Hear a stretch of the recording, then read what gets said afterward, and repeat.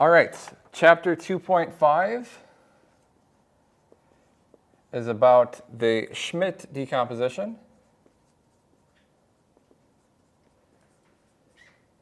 As well as purification.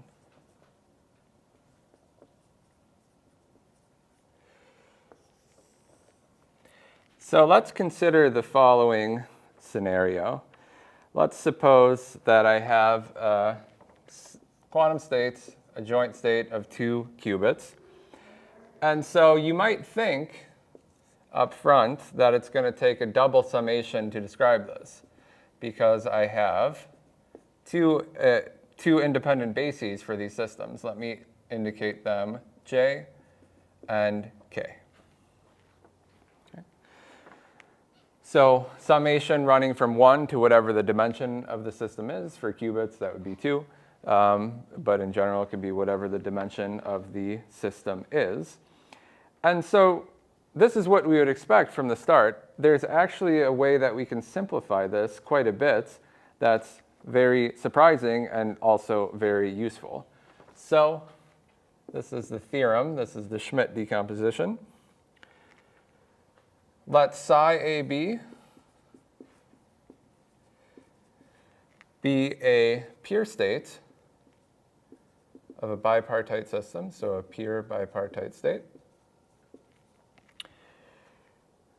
Then there exists an orthonormal basis, O and B. There exists an orthonormal basis, I sub A, for subsystem A, and another orthonormal basis, I sub B, for subsystem B, such that the following is true. This psi AB, which we would initially expect to require a double summation, can actually be written as a single summation over this I of lambda I A, tensor I B. This sum goes from 1 to a number that we'll call R, where R is equal to the dimension of A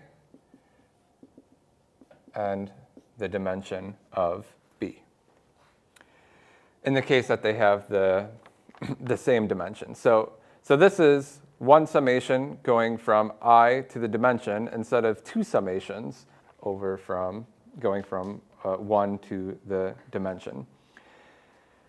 These coefficients lambda I are known as the Schmidt coefficients.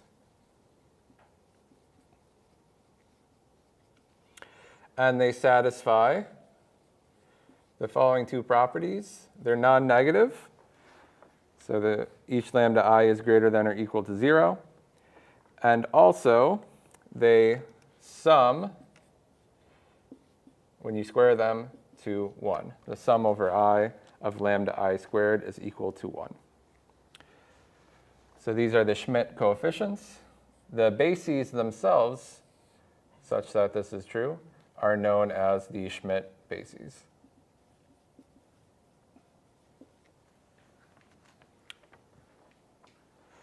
Does this seem surprising to you?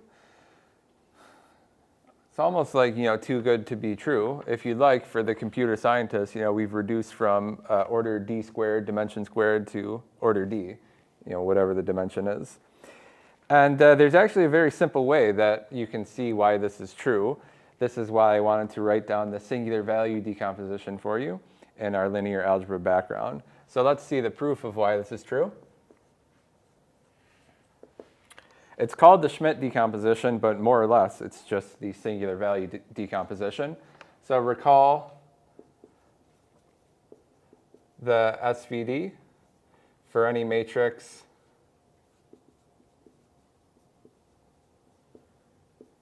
A. We have that A can be written as U sigma V dagger.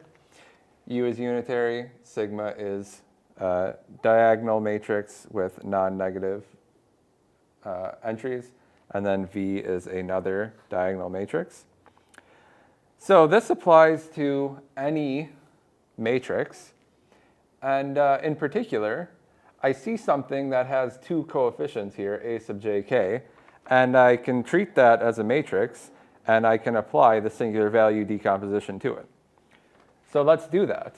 So ajk is a matrix, therefore it has a singular value decomposition. So I can write this as, it's going to be the same thing, I'm just going to write it using summation notation. So sum over I, uji is the unitary matrix U. Let me write it for now as dii as the diagonal element, and then vik. Okay? So I use the singular value decomposition, and I'm thinking of evaluating the jkth matrix element of this. And in order to do that, we can use this summation notation. So sum over I, the shared indices I. D is a diagonal matrix.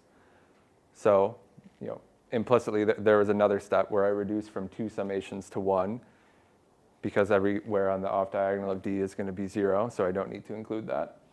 But this is a valid expression for what this ajk is. Now let's just substitute that in to our expansion for the bipartite state psi here.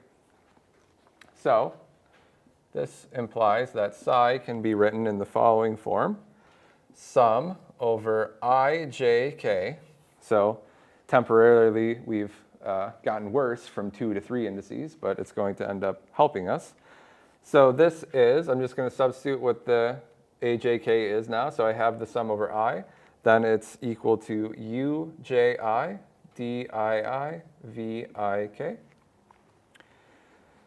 And then left over from the expression for psi, I just have the bases j and k.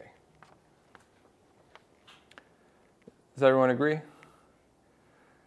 I've applied the singular value decomposition not to the state itself, but to these coefficients that we see here, which define a matrix, and any matrix has a singular value decomposition.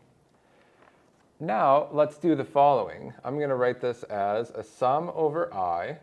I'm going to pull out the dii. That's the diagonal element. It's the ith singular value, diagonal element of the matrix capital sigma.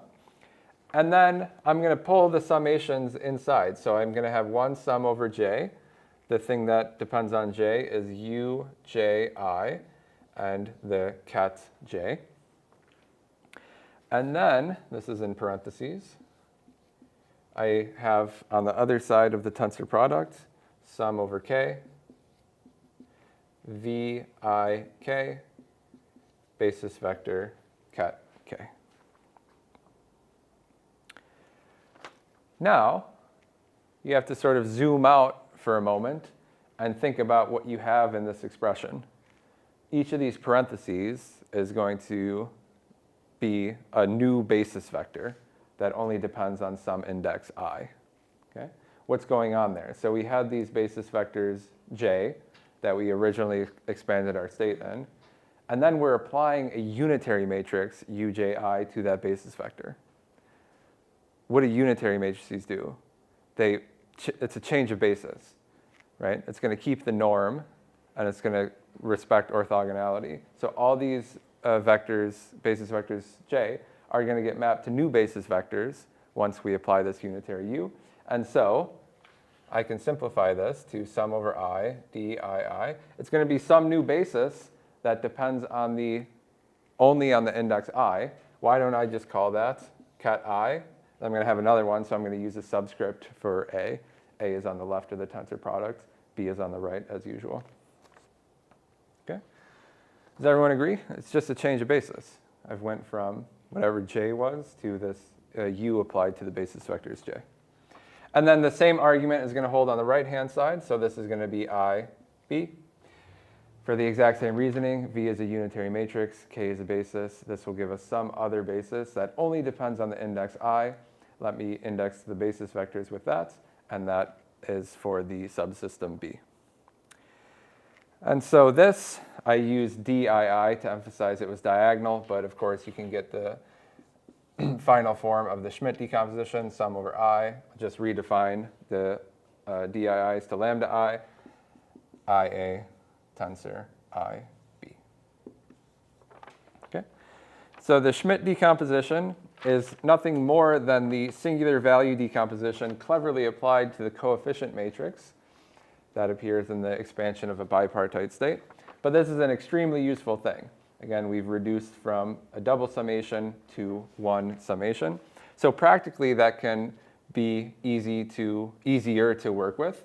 But it also lets us analyze bipartite systems in an easier way and lets us make some interesting statements about them.